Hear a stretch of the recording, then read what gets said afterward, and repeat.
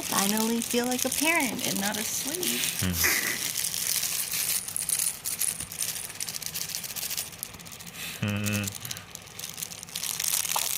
Oh, he's so cute.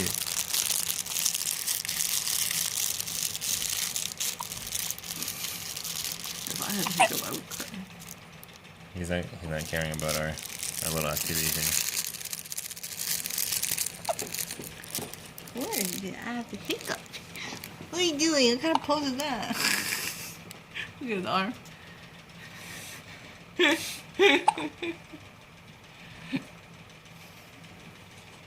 These are the only gloves that fit us, huh?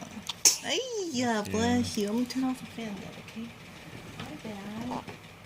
I got it.